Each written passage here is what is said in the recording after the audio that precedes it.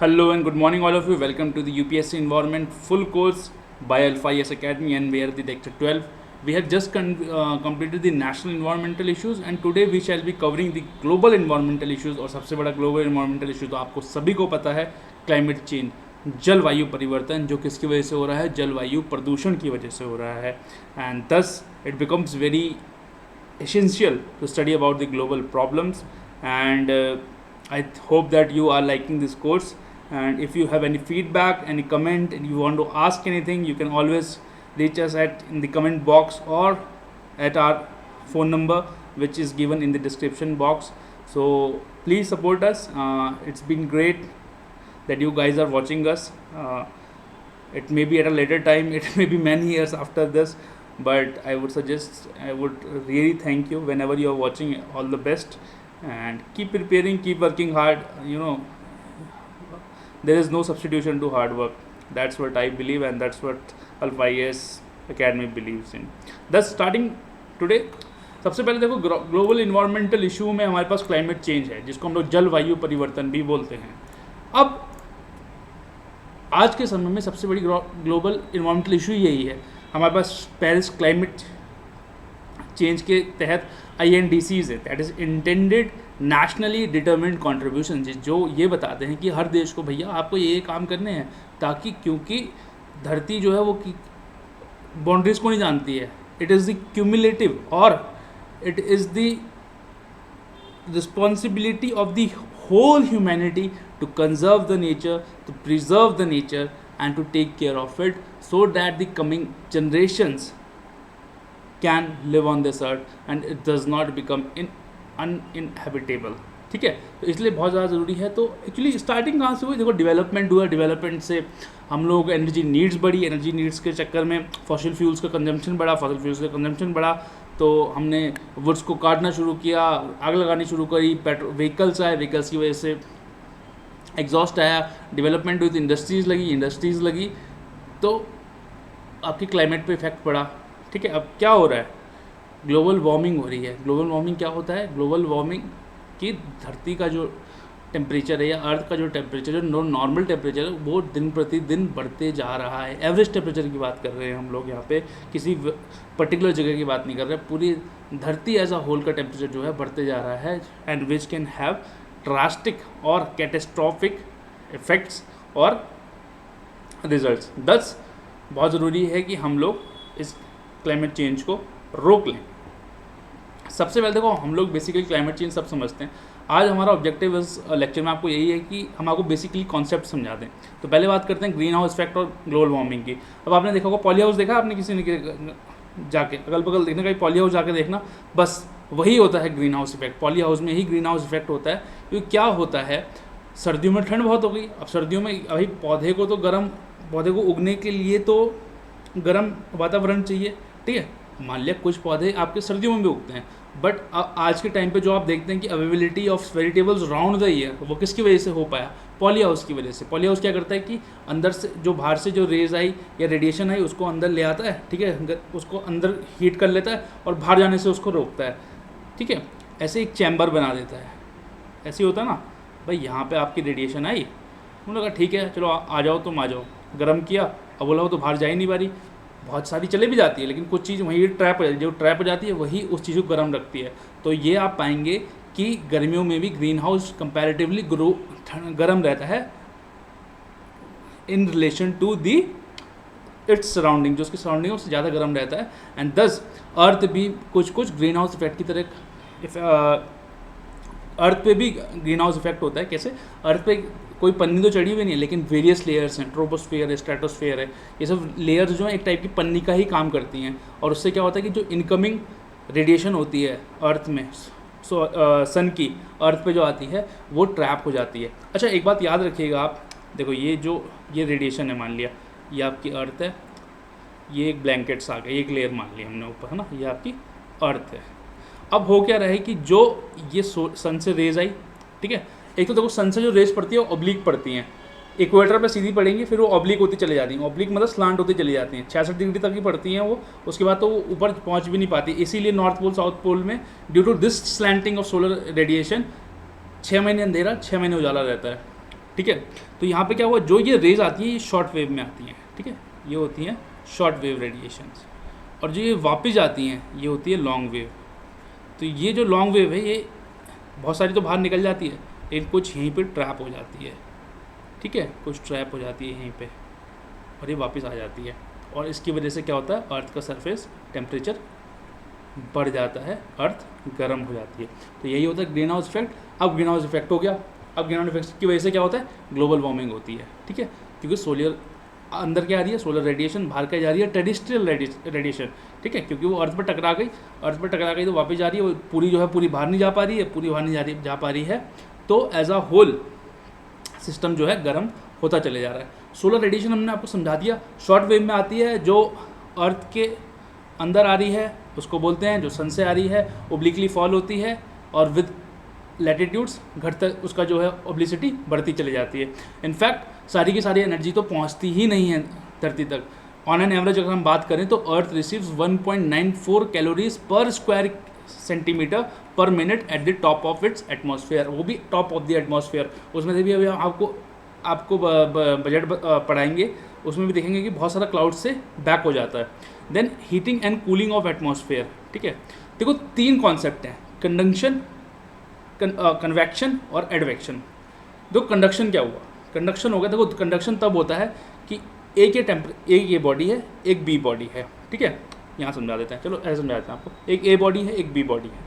A body जो है ज़्यादा गर्म है बी बॉडी से, बी बॉडी थोड़ी ठंडी है, और ये आपस में कॉन्टैक्टेड है, ठीक है। जब ए बॉडी से बी बॉडी में टेम्परेचर, फिर क्या होगा, अब ये कॉन्टैक्ट में है तो क्या होगा, अब टेम्परेचर मिसमैच है, भाई ये ज़्यादा गर्म है, ये ठंडी है, तो क्या होगा कि टेम्परेचर फ्लो होगा, मॉलिक्यूल्स फ्लो होने शुरू हो जाएंगे, या पार्टिकल्स, एनर्जी पार्टिकल जो भी होगा वो फ्लो होना शुरू हो जाएगा।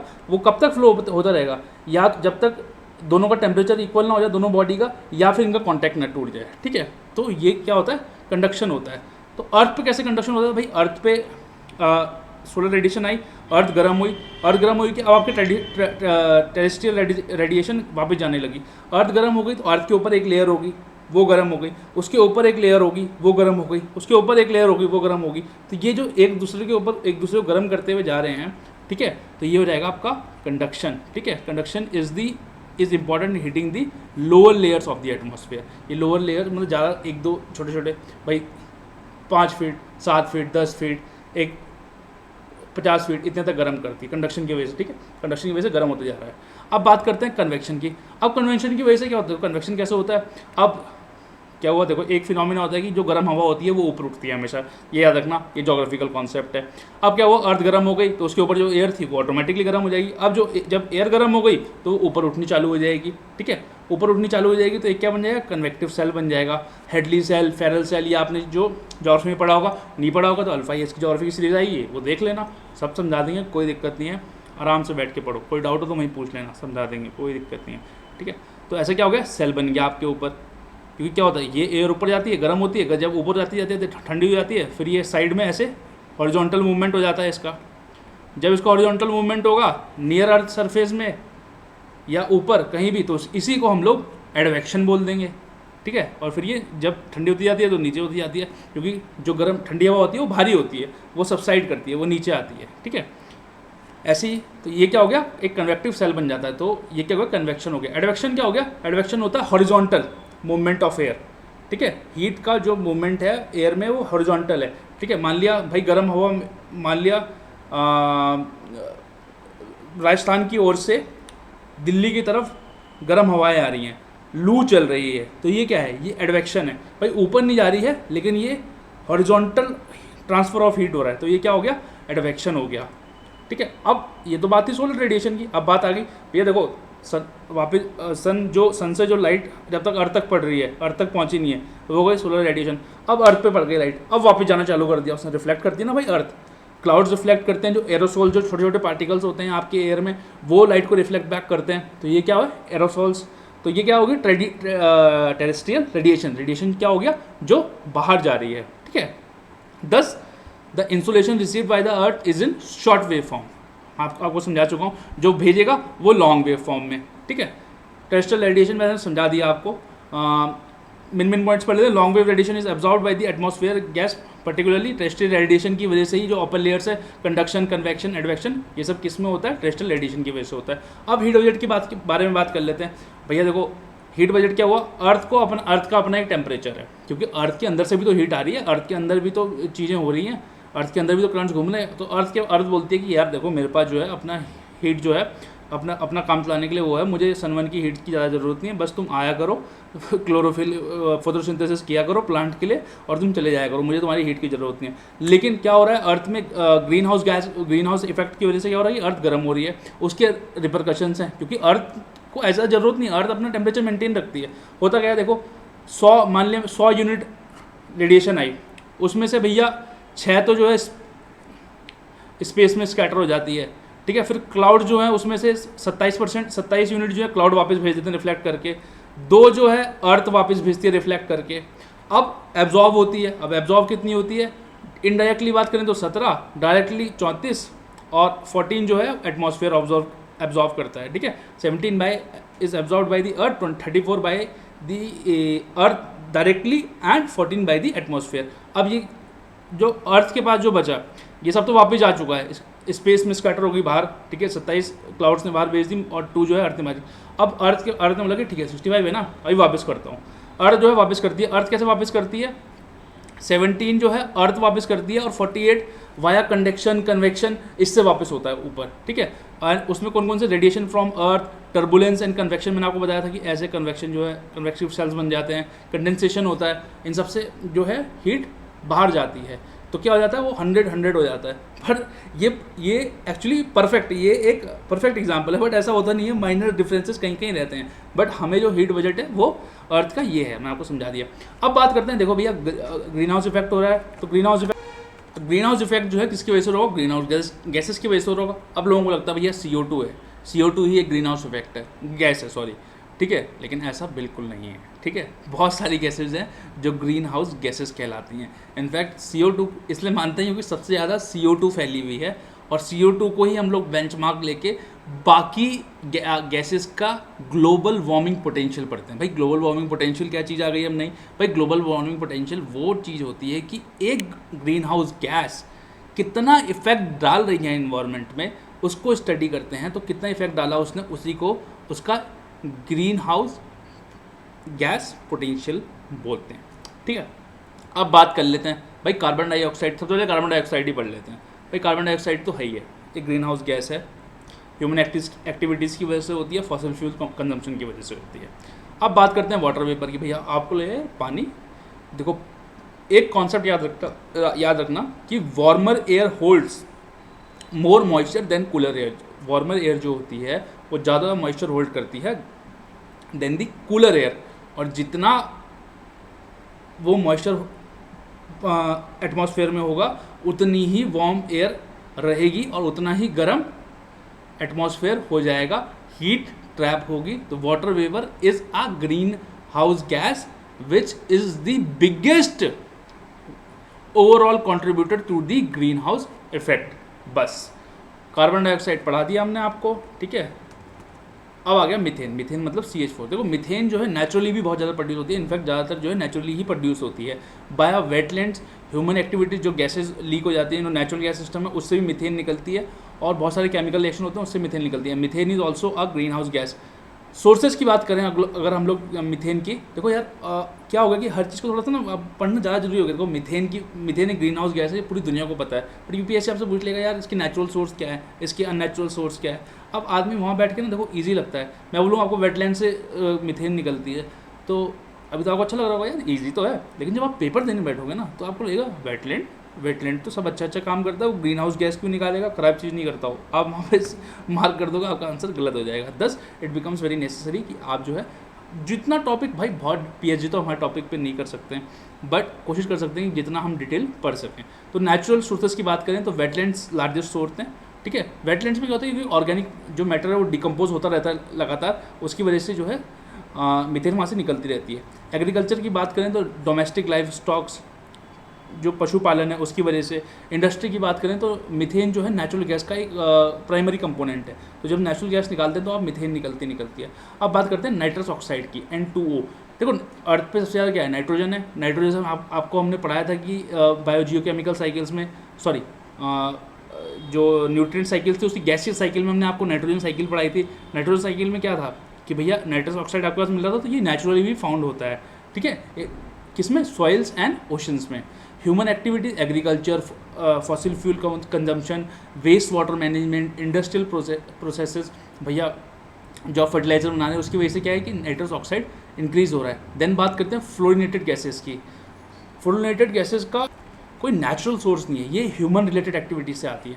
नेचुरली जैसे मिथेन हम देखा था नेचुरली अकर होती है, लेकिन फ्लोरिनेटेड जो गैसेस हैं वो नेचुरली अकर नहीं होती है। इट इज़ इन एटमॉस्फेयर और it is due to entirely due to us that we makes it, ठीक है। 4 कैटेगरीज में हम इसको डिवाइड कर देते हैं। एक तो HFCs हाइड्रोफ्लोरोकार्बन्स, फिर PFCs परफ्लोरोकार्बन्स, सल्फर हेक्साफ्लोराइड SF6 जिसको बोलते हैं, and nitrogen trifluoride NF3। Sulphur hexafluoride का सबसे ज़्यादा ग्लोबल वार्मिंग पोटेंशियल होता है, अभी हमको चार्ट में समझाएंगे, ठीक है।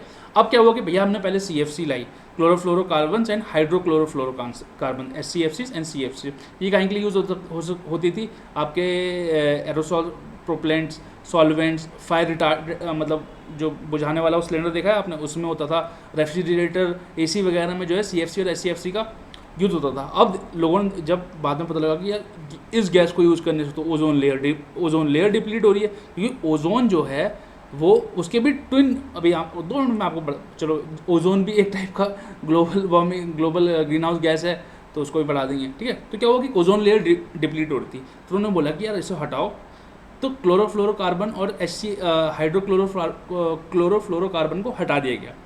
उसकी जगह something was bought that was called hydrofluorocarbon.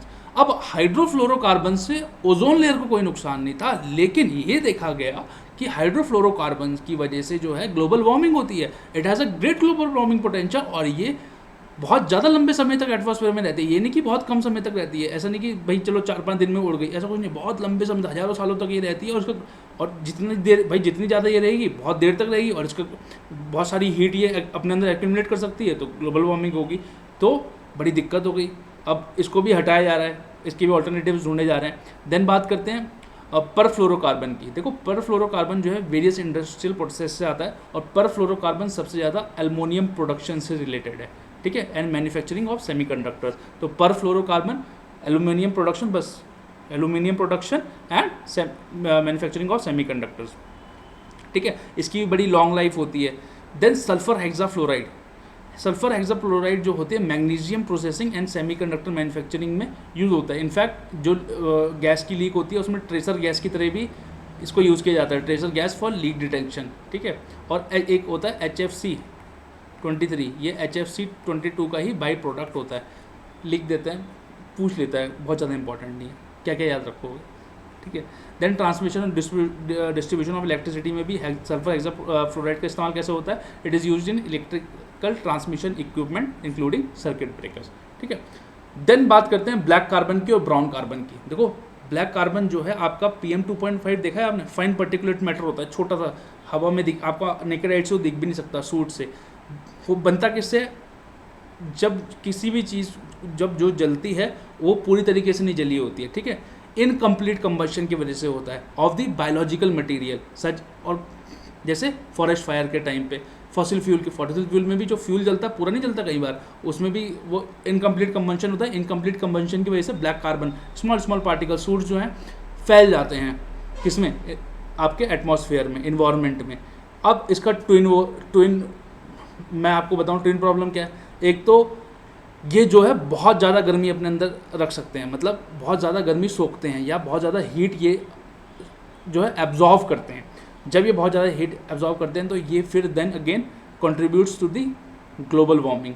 और सेकंड बात, जब ये सेटल डाउन होते हैं, जब ये आइस के ऊपर सेटल डाउन हो जाते हैं या ग्लेशियर्स के ऊपर सेटल डाउन होते हैं, तो ये वहाँ पे जो है मेल्टिंग बढ़ाते हैं। क्योंकि क्या हुआ कि एक लेयर जम जाती है ग्लेशियर के ऊपर, और जो उसका नेचुरल इकोसिस्टम है वो डिस्टर्ब हो जाता है, जिसकी वजह से वहाँ पे melting of ice and snow की प्रॉब्लम आती है। इसीलिए हमने एक प्रोजेक्ट सूर्या लॉन्च किया है to reduce black carbon atmosphere by introducing efficient stove technologies, solar cooker, solar lamps, biogas plants. But ये छोटा सा कॉन्ट्रीब्यूशन है, क्योंकि ये प्रोजेक्ट सूर्या सिर्फ जो है जो लकड़ियों से खाना बनाया जाता है, जो जिसमें लकड़ियाँ जलती हैं घरों में, उसको एड्रेस कर रहा है।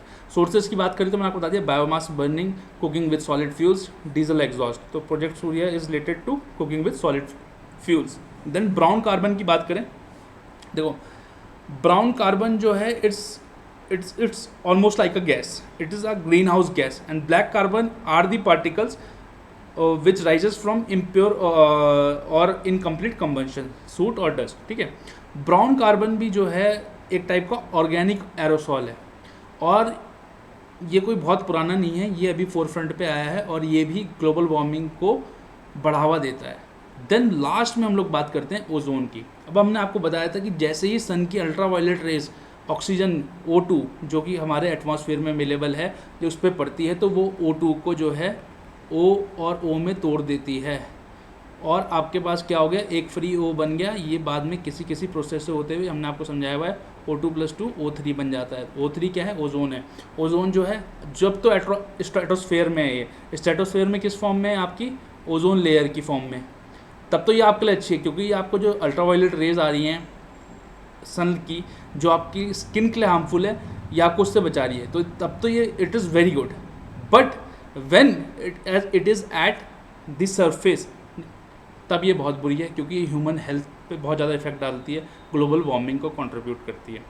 अब बात करें अगर हम लोग सेक्टोरल एमिशंस ऑफ GHG की, भाई ग्रीन हाउस गैसेस कौन कौन से सेक्टर से आती हैं, तो सबसे ज़्यादा बिना देखे एनर्जी मार देना, एनर्जी है 73.2, उसके बाद agriculture, forestry and land use से 18.4, इंडस्ट्री से 5.2 एंड वेस्ट से 3.2%। तो वेस्ट भी जो है बहुत ज़्यादा, जो आपके लैंडफिल्स हैं, लैंड पिट्स हैं, वो आपके सॉलिड वेस्ट मैनेजमेंट प्लांट्स हैं, वहाँ से भी बहुत ज़्यादा ग्रीन हाउस गैसेज आती हैं। जो आपके लैंडफिल्स होते हैं ना, वहाँ बहुत सारी ग्रीन हाउस गैसेज निकलती हैं, एंड दैट्स कंट्रीब्यूट्स टू 3.2%।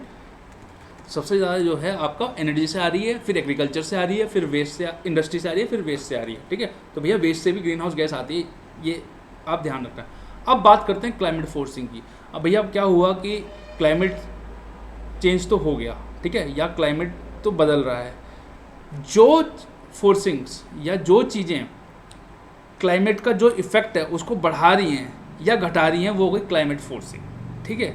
जैसे अगर ग्रीन हाउस गैस है, ग्रीन हाउस गैस जो अर्थ को वार्म कर रही है, तो वो तो हो गई नेगेटिव फोर्सिंग। बट जो अर्थ को कूल डाउन कर रही है, जैसे कुछ एरोसोल्स हो गए, भाई एरोसोल्स की एक लेयर जम गई अगर अर्थ के ऊपर, तो क्या होगी, जितने सोलर रेडिएशन आ रही थी वापस चली जा रही है, तो अर्थ को ठंडा कर रही है। वोल्केनिक इरप्शन है, अर्थ को ठंडा कर रही है, तो ये क्या हो गई, पॉजिटिव फोर्सिंग। भाई जो अर्थ को ठंडा कर रही है वो हो गई पॉजिटिव फोर्सिंग, जो अर्थ को गर्म कर रही है वो हो गई नेगेटिव फोर्सिंग। फॉर्मल डेफिनेशन की बात करें अगर, तो climate forcing are the factors in the climate system that either increase or decrease the effects to the climate change, ठीक है। Are the factors in the climate system that increase or decrease the effects of the climate system, उसका effect बढ़ाती है घटाती है, वो हो गया आपका क्लाइमेट फोर्सिंग। दो टाइप की अगर वो, और वो जो है it alters the energy balance, और वो भाई कौन सी क्लाइमेट फोर्सिंग में कितनी पावर है, वो उसकी रेडिएटिव फोर्सिंग से डिसाइड होती है कि वो कितना रेडिएट कर पा रही है। कुछ अगर वो एब्जॉर्ब कर ले रही है, अर्थ को ठंडा कर ले रही है, तो वो तो हो गई पॉजिटिव। अगर वो रेडिएट, ज़्यादातर रेडिएट ही करते हैं भैया, ब्लैक कार्बन हो गया, ब्राउन कार्बन हो गया, ये सब रेडिएट करते हैं, पहले ऑब्जर्व करते हैं फिर बाद में छोड़ते हैं। अर्थ भी तो पहले हीट ऑब्जॉर्व करती है उसके बाद छोड़ती है, तो ये क्या होगा, radiative forcing, the change in the earth energy balance due to that process, ठीक है। देन नेचुरल फोर्सिंग्स की बात करें, तो जो सन से लाइट आ रही है, जो अर्थ की ऑर्बिट की वजह से वेरिएशंस हैं, वॉल्केनिक इरप्शंस, ये क्या हो गई, नेचुरल फोर्सिंग। ह्यूमन इंड्यूस क्या हो गई, भाई आप जो फॉसिल फ्यूल छोड़ रहे हो, जो ग्रीन हाउस गैस छोड़ रहे हो, जो आप सॉलिड वेस्ट डंप से आपकी ग्रीन हाउस गैस आ रही है, जो व्हीकल एग्जॉस्ट से आपकी ग्रीन हाउस गैस आ रही है, जो आप पेड़ जला रहे हो, भाई पेड़ आपने जलाए तो वो आपके हिस्से, और वो खुद जल गए तो वो नेचुरल फायर, ठीक है, उसकी वजह से हो रहा है। देन बात करते हैं हम लोग ग्लोबल वार्मिंग पोटेंशियल की। भाई ग्लोबल वार्मिंग पोटेंशियल क्या होता है, it describes the impact of each gas on global warming, and इसको नापा जाता है over a period of 100 years की। 100 ईयर्स में उस गैस ने का क्या इफेक्ट रहा है एटमॉस्फेयर पे, और इसका जो बेस होता है वो कार्बन डाइऑक्साइड से लिया जाता है। जैसे मान लिया मैं एक 100 ईयर्स की बात करें, तो कार्बन डाइऑक्साइड का हम लोग अगर 1 माने कि green house global warming potential, ठीक है, अगर हम लोग global warming potential carbon dioxide का 1 माने, और वो तो मीथेन का 21 होता है, नाइट्रस ऑक्साइड का 310 होता है, HFCs का 140 टू 11,700 होता है, पर फ्लोरोकार्बन PFCs जो मैंने आपको पढ़ाए थे 6,500 टू 9,200 होता है, एंड सल्फर हेक्साफ्लोराइड का 23,000 टू 900 होता है। लाइफ टाइम बात करें तो कार्बन डाइऑक्साइड 100 साल तक रह सकती है, मीथेन कम समय तक रहती है 12 साल, नाइट्रस ऑक्साइड फिर ज़्यादा हो जाती है 120, हाइड्रोफ्लोरोकार्बन 1 से 270 साल तक रह सकते हैं, पर फ्लोरोकार्बन 800 से 50,000 साल तक रहते हैं, और सल्फर हेक्साफ्लोराइड 3,200 ईयर्स तक एटमॉस्फेयर में रह सकते हैं। तो देख सोचो कि अगर इसकी एक यूनिट भी बाहर छूट गई तो ये कार्बन डाइऑक्साइड की हज़ारों यूनिट से ज़्यादा वो है, क्योंकि ये बहुत लंबे समय तक रहेगी। ठीक है, तो क्या होता है, आपने एमिशन करी, आपने ग्रीन हाउस गैस छोड़ी, एटमॉस्फेयर में उसका कंसंट्रेशन हुआ, रेडिएटिव फोर्सिंग हुई, भैया अब पहले तो उन्होंने समाते रहे, जब भैया भर गए तो उन्होंने रेडिएट करना शुरू किया, तो आप किस में चेंज आया, आपको टेम्परेचर में चेंज आया, आपकी बरसात कितनी होनी थी, पानी मॉइस्चर कितना था एयर में, प्रेसिपिटेशन में चेंज आया, विंड्स में चेंज आया, सॉइल मॉइस्चर में चेंज आया, एक्सट्रीम इवेंट्स बढ़े, सी लेवल में चेंज आया, जिसकी वजह से एग्रीकल्चर एंड फॉरेस्ट्री पे इफेक्ट पड़ा, इकोसिस्टम से इफेक्ट पड़ा, एनर्जी प्रोडक्शन पे एंड कंजम्पशन पे इफेक्ट पड़ा, एंड सोशल इफेक्ट्स तो उसके हैं ही हैं, क्योंकि वनरेबल बहुत सारे, जो मान लिया सी लेवल राइज हुआ तो जितनी भी भाई कंट्रीज लाइक मालदीव, सिचिल्स है ना, जहाँ आप लोग घूमने जाते हो वो डूब जाएंगी भाई अगर थोड़ा सा भी ऊपर है, क्योंकि ये क्या आइलैंड कंट्रीज़ हैं, ये पानी के बीच में है, समुद्र के बीच में बनी हुई है, इनको बहुत ज़्यादा, इनके पास कुछ ऐसा आपके हिमालय जैसा नहीं है कि आप हिमालय चढ़ जाओगे तो बच जाओगे, ऐसा कुछ नहीं है, और वेलफेयर लॉस तो है ही है। अब बात दो कॉन्सेप्ट होते हैं, कार्बन फुटप्रिंट, एक कार्बन हेडप्रिंट। कार्बन फुटप्रिंट तो भैया आपने कितनी ग्रीन हाउस गैस एमिशन किया वो होता है, ठीक है, आपने कितना ग्रीन हाउस गैस एमिशन किया फ्रॉम द प्रोडक्शन, आपने प्रोड्यूस किया, use and end of life of A product और सर्विस। आपने एक स्कूटर ख़रीदा, उस स्कूटर को बनाने के लिए डिफरेंट पार्ट्स लगे होंगे, उन पार्ट्स को बनाने इंडस्ट्रीज़ में बने होंगे, उस टाइम कितना जो है प्रदूषण हुआ, फिर वो स्कूटर बन के आया, उस स्कूटर को लाने के लिए कितना प्रदूषण हुआ, और वो जो है तेल उसमें डल रहा है, अब आप उसे चला रहे हो तो कितना प्रदूषण हो रहा है, और फिर जब वो स्क्रैप में जाएगा तो उसको स्क्रैप बनाने में, उसको रीयूज़ करने में भी कुछ प्रदूषण होगा, तो वो कितना प्रदूषण हो रहा है। तो ये सब जो है कार्बन फुटप्रिंट है। तो कार्बन फुटप्रिंट को नापना भी अपने आप में एक कॉम्प्लेक्स एक्सरसाइज है, ठीक है। तो अगर हम लोग फॉर्मल डेफिनेशन की बात करें तो a carbon footprint is the total amount of green house gas emissions that comes from the production, use and end of life of a product or service.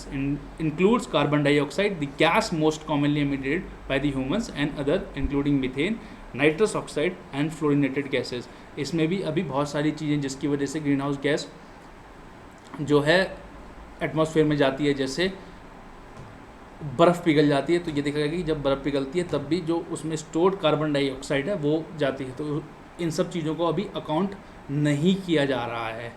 In fact अगर हम बात करें तो इंडिया जो है 2.46 billion metric tons, that is 6.8% of the total global emission करता है। तो थर्ड नंबर पे हम लोग after United States and China. But हमारा पर, क्योंकि हमारी जनसंख्या बहुत ज़्यादा है, हमारा पर कैपिटा तो बहुत ही कम है, बहुत ही कम, छोटी छोटी कंट्री से भी कम है। हम लोग सिर्फ 1.84 टन्स एक आदमी एमिट करता है, या जो उसकी एक्टिविटीज़ हैं उससे एमिट होता है, रादर देन यूनाइटेड स्टेट्स का 16.21 है। तो कभी कभार जो देश डेवलपमेंट अपने आप को डेवलप्ड कहलाते हैं, तो development comes at a cost, and one should be ready to bear that cost, and that cost should be entirely beared by that particular country, not by the whole world. That's was the idea कि developed countries has a duty to contribute to the climate change more than the developing countries, because they have contributed, उसके विनाश में भी उनका ज़्यादा हिस्सा रहा है। देन एक यूनाइटेड नेशंस की एमिशन गैप रिपोर्ट आती है, ठीक है। तो ये यहाँ से आपका एक प्रीवियस क्वेश्चन बन गया कि भैया एमिशन गैप रिपोर्ट कौन निकालता है, यूएन निकालता है, ठीक है। तो वो ये बोलते हैं कि जो वर्ल्ड की 1% वेल्दिएस्ट हैं, अगर हम पुअर जितना 50% जो पुअर हैं बॉटम में, अगर हम उसको 2 से मल्टीप्लाई करके उनका एमिशन निकालें, तो जो टॉप के 1% है, टॉप के 1% का तब भी उनसे ज़्यादा आएगा। तो ये तो हाल है, क्योंकि जितना डेवलपमेंट होगा उतना ग्रीन हाउस गैस बढ़ेगा, उतना ग्लोबल वार्मिंग बढ़ेगा। बात करें अगर हम इंडिया की, तो 68.7% of green house gas emissions come from energy sector. यहाँ पे मैंने आपको बताया कि energy, followed by agriculture, industrial processes, land use change, forestry, way and waste, ठीक है। तो एग्रीकल्चर से 19.6 आता है, इंडस्ट्रियल प्रोसेस से 6 आता है, land use change and forestry से 3.8 आता है, और वेस्ट से 1.9 आता है। देन बात करते हैं कार्बन हैंडप्रिंट की। कि तो कार्बन फुटप्रिंट तो हो गया कि आपने कितना ग्रीन हाउस गैस छोड़ा। अब आपने उस ग्रीन हाउस गैस को छोड़ तो दिया, अब आपने कितना कम किया उसको, आपने क्या क्या स्टेप्स लिए कि वो कम हुआ ग्रीन हाउस, कि वो कोई भी चीज़ जिसका पॉजिटिव इम्पैक्ट है क्लाइमेट पे, उसको बोल देंगे कार्बन हैंडप्रिंट। तो कार्बन हैंडप्रिंट जस्ट अपोजिट होता है कार्बन फुटप्रिंट के, और जब कार्बन फुटप्रिंट और कार्बन हैंडप्रिंट इक्वल हो जाते हैं तो यू बिकम कार्बन न्यूट्रल। ठीक है।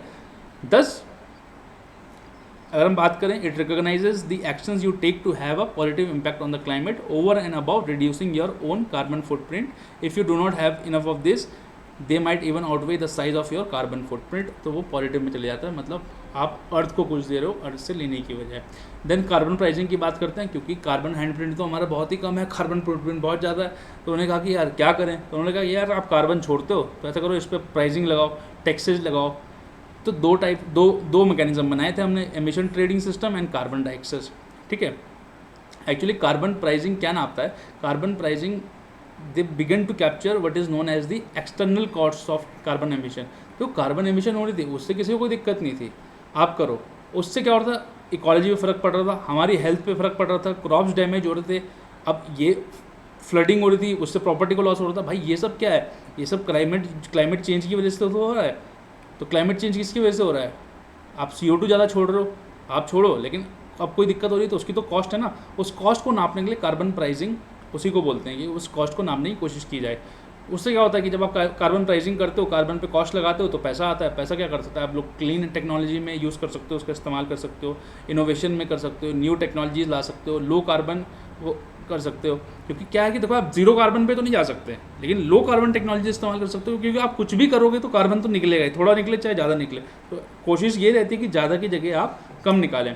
दो टाइप के सिस्टम हमने कार्बन प्राइसिंग मैकेनिज्म बना लिए थे, एक एमिशन ट्रेडिंग सिस्टम ETS और एक कार्बन टैक्स। ETS में क्या करते हैं हम, कैप एंड ट्रेड सिस्टम है।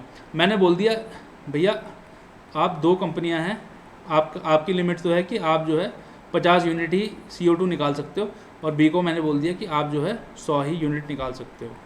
ठीक है। लेकिन अब A ने क्या किया, A ने 30 ही निकाली, अब A के पास कितनी बच गई 20। लेकिन B ने क्या किया कि B ने 120 यूनिट निकाल दी। तो अब उसे क्या करना है, अब उसे 20 यूनिट कहीं से खरीदनी है कि यार मेरे से ज़्यादा निकल गई, नहीं तो मुझे बहुत ज़्यादा पैसा बनना पड़ेगा। तो B क्या करेगा, A से ले लेगा कि यार तो ऐसा कर, तू 20 कम जितनी तेरी लिमिट थी उससे कम छोड़ा है तो तू 20 मुझे दे दे। तो यही है कैप एंड ट्रेड सिस्टम। इससे क्या होता है, एक मार्केट बनता है और जो रियल प्राइसिंग है कार्बन की वो डिस्कवर हो जाती है कि भाई यार मैं ना आपको 20 तो दे दूंगा, लेकिन 20 यार मैं इतने पैसे में ही दूंगा। तो उससे क्या होगा, एक मार्केट बन गया, मार्केट से क्या हो गया, एक जो कार्बन का आपका प्राइस था वो डिस्कवरी हो गई। ठीक है। अब कार्बन टैक्स की बात करते हैं। कार्बन टैक्स मतलब आप सीधा जो है, जो भी आप ग्रीन हाउस गैस निकाल रहे हो, आपने ये सब किया ही नहीं, आपने कहा भैया तुम ऐसा है कि जितनी ग्रीन हाउस गैस निकालोगे हम जो है तुम्हें 2 रुपये के हिसाब से या 10 रुपये पर यूनिट के हिसाब से तुमसे पैसा ले लेंगे। B को भी आपने ये बोल दिया, तो ये क्या हो गया, कार्बन टैक्स। कार्बन टैक्स क्या हो गया, it directly sets a price on carbon by defining a tax rate on green house gas emission or more commonly on the carbon content of the fossil fuels. ETS से थोड़ा सा इसलिए different है क्योंकि इसमें आपको बस ये नहीं पता लगेगा कि भैया कितनी आप कार्बन कम कर दोगे। ETS में आपको पता लग जाएगा, क्योंकि ETS में है कि यार हमने इतनी कैपिंग कर रखी है, अब इससे जो ऊपर छोड़ेगा वो तो पैसे देगा, तो लोग जो है वो करेंगे। तो इसमें जो आपको उसमें जो है वो पता लग जाएगा कि कार्बन कितना कम होगा। कार्बन टैक्स में आपको कभी ये नहीं पता लगेगा कि कार्बन कितना कम कर पा रहे हैं, बट आपको ये है कि हाँ पैसा कितना मिलेगा वो पता लग जाएगा। देन कार्बन बजट की बात करते हैं। तो कार्बन बजट हमें बताता है कि how much CO2 we can still emit while keeping the warming below the specified.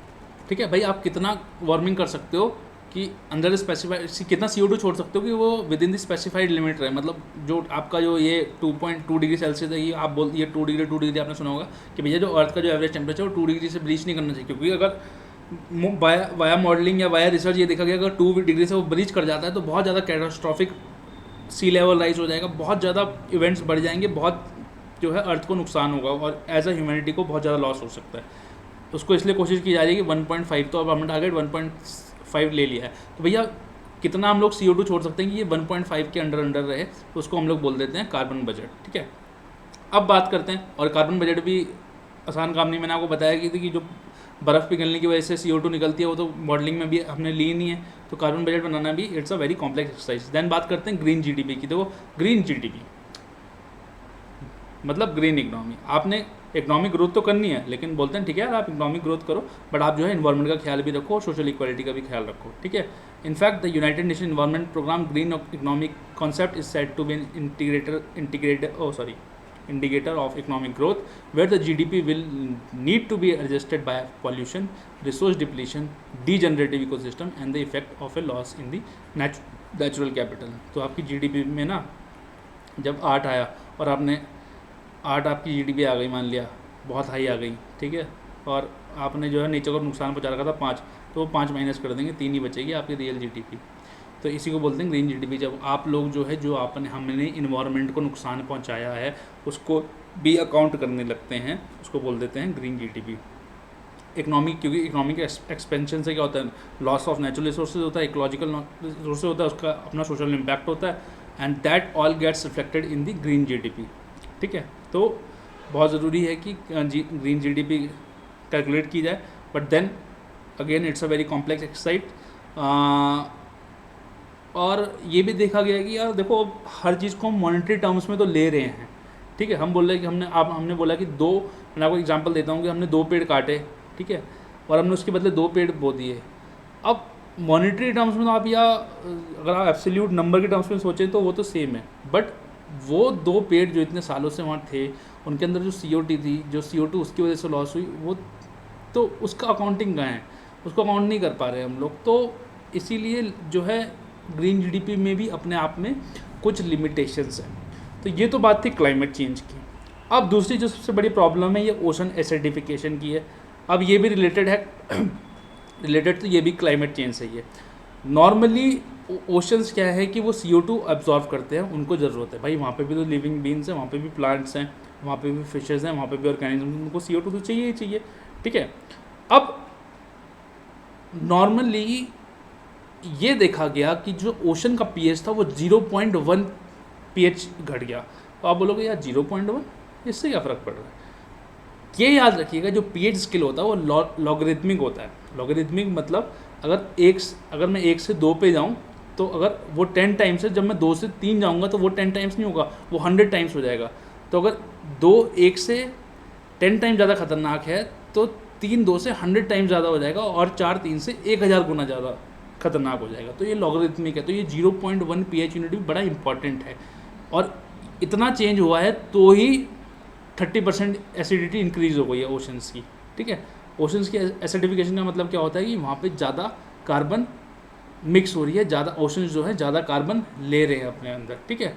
दस ocean acidification is the change in ocean chemistry, lowering of ocean pH, that is increase in the concentration of hydrogen ions. और इस concentration की वजह से जो carbonate available होता है for the organisms अपने स्केलेटल बनाने के लिए, ये हाइड्रोजन आयंस उससे जाके मिल जाते हैं और वो कार्बोनेट खो जाता है या नए कंपाउंड में चेंज हो जाता है जिसको वो लोग इस्तेमाल नहीं कर सकते, बाइकार्बोनेट बन जाता है।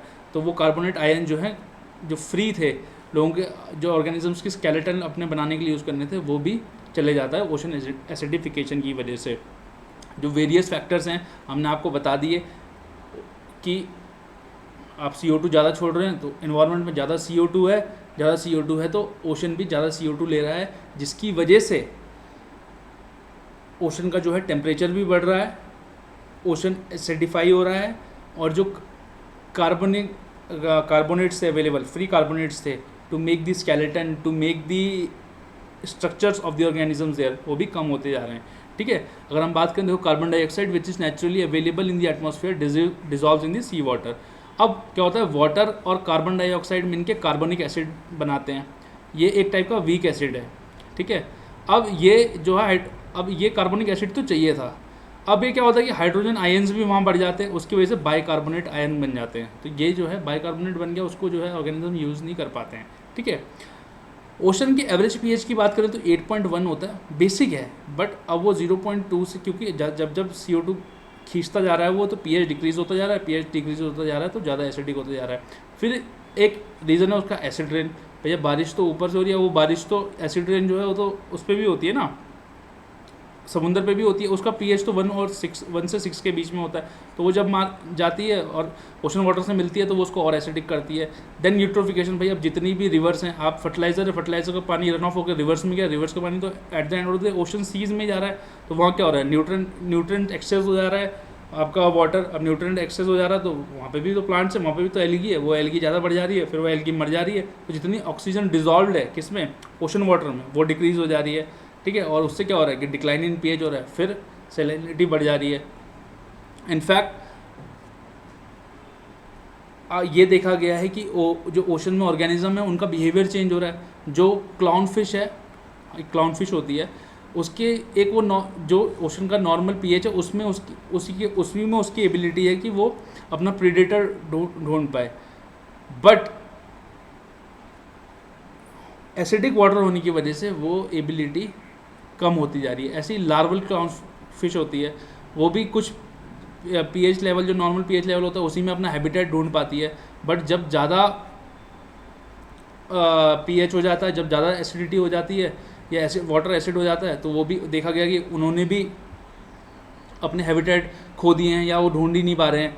क्लाउन फिश भी अपना प्रेडेटर नहीं खोज पा रही है। अब इससे क्या हो रहा है, इससे फूड वेब में चेंजेस आ रहे हैं, फूड वेब इफेक्ट हो रहा है, फूड चेन्स इफेक्ट हो रही है। उसकी वजह से क्या होता है, पूरा इकोसिस्टम एट रिस्क आ जाता है। भैया पता लग रहा, अब जब कार्बोनेट आयन अवेलेबल ही नहीं है तो जो कैल्सीफाइंग ऑर्गेनिज्म है, जो कैल्शियम जिनको चाहिए अपनी बॉडी बनाने के लिए, वो कहाँ से आएंगे। जब वो आएंगे ही नहीं तो जो आपका इकोसिस्टम बन रहा था वो पूरा चेंज हो गया।